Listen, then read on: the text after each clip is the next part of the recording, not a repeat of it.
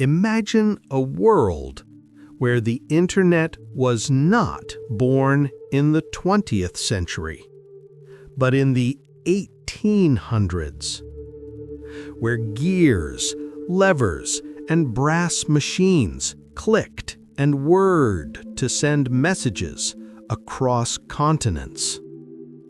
But what if I told you this wasn't just fantasy?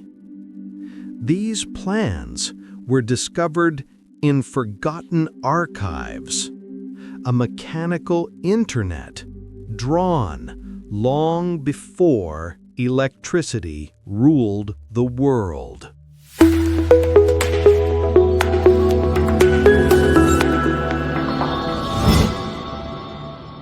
The mid-19th century was an age of revolutions. Steam engines powered empires, telegraphs shrank distance, and railroads stitched nations together. Amidst this storm of progress, some minds dared to dream of something greater, a universal system of information, connecting everything and everyone. But to understand these visions, we must immerse ourselves in the mindset of that century. People saw technology not as cold electronics, because electronics barely existed, but as living, breathing machinery, a new cathedral of gears and pistons. To them, progress was not abstract. It roared, hissed, and clattered in every factory, on every railway track. Knowledge itself was changing shape. Encyclopedias expanded at unprecedented rates. Scientific journals multiplied. Trade required faster communication. And yet, humanity struggled with one bottleneck: how to organize, share, and transmit the rising flood of information. It was here that the first whispers of a mechanical internet were born. Most people know Charles Babbage, the eccentric genius who designed the analytical engine. Fewer know Ada Lovelace, the visionary who saw machines as more than calculators. But scattered across letters and drafts, whispers of a greater idea emerge. Not a single machine, but many, connected, a network of machines. Lovelace, in particular, hinted that machines could manipulate not only numbers, but also symbols, music, text, even logic itself. If one engine could process a pattern, what could many engines do if linked together? The thought was radical, machines not isolated, but in dialogue. These were not yet the blueprints of the internet, but the seed of it. The very first mental sketch of connectivity beyond the limits of a single device. And once the seed was planted, it began to spread.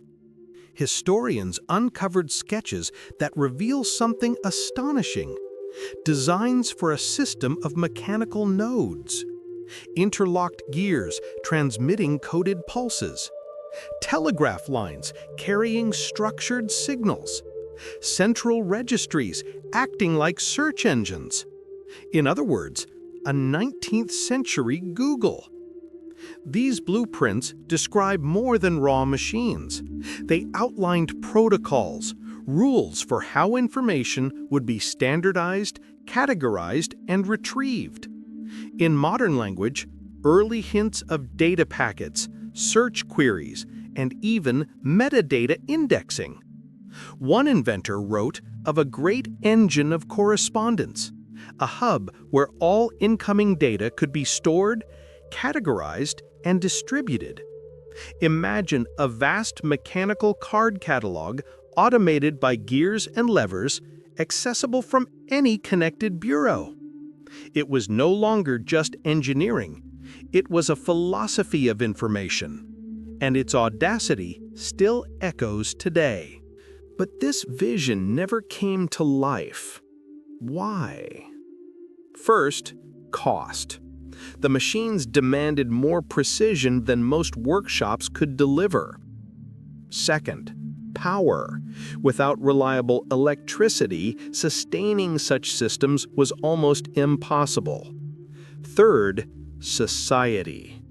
Who would trust machines to handle knowledge itself? The mid-1800s world was hierarchical, cautious, and deeply protective of authority. Knowledge was not yet seen as a commons for all. It was guarded in libraries, monopolized by elites, and mediated by institutions. So, the blueprints were shelved, filed away as impossible curiosities. But was it really just impracticality? Or was something else at work? But imagine, what if they had succeeded?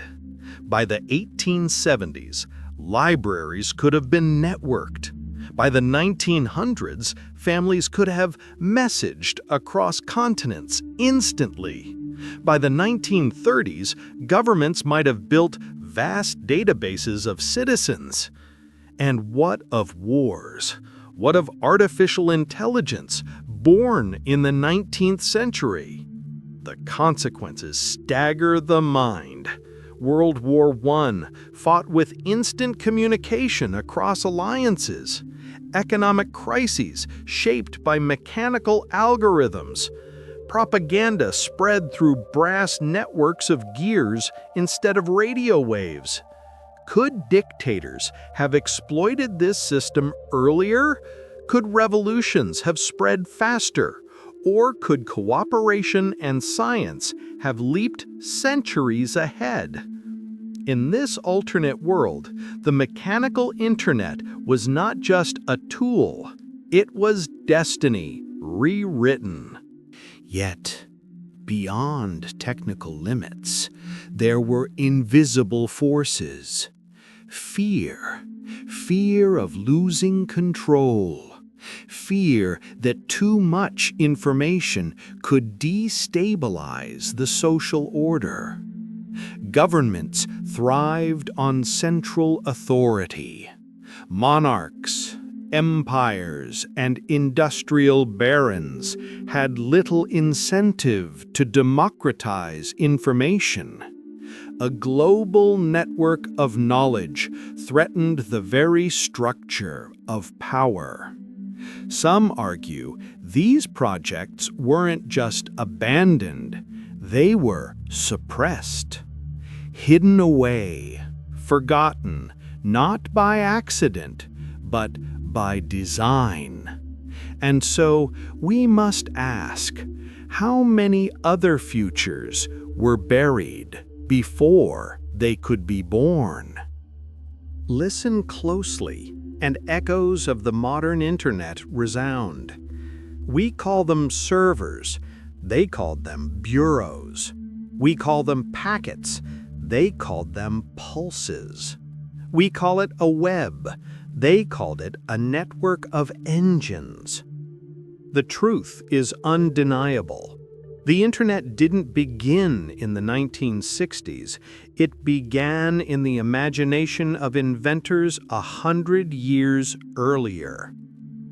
In fact, the language of today's internet owes more to the 19th century than we might realize. The metaphors of engines, of threads, of networks, all mechanical at heart, echo down to us. We live inside a dream they first dared to draw. And suddenly, the line between past and present blurs. Today, fragments of these forgotten designs survive in museums, in dusty archives, in footnotes of history. Most walk past them, never realizing they are proof that revolutionary ideas often come too early. A gear assembly labeled as communication relay, a set of punched cards describing symbolic patterns, a journal noting our registry of correspondences. These are not fantasies, they are artifacts. evidence that humanity reached for the future long before it was ready. Perhaps the most haunting part is this: the designs still work. If reconstructed with today's engineering, the mechanical internet could function, albeit slowly.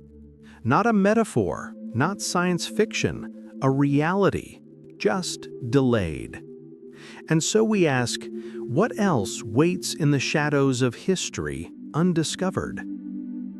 And so we are left with a haunting question. How different would our world be if humanity had embraced its mechanical internet? Perhaps we would already be living in the future we still struggle to build today. Humanity always dreams before it is ready to build.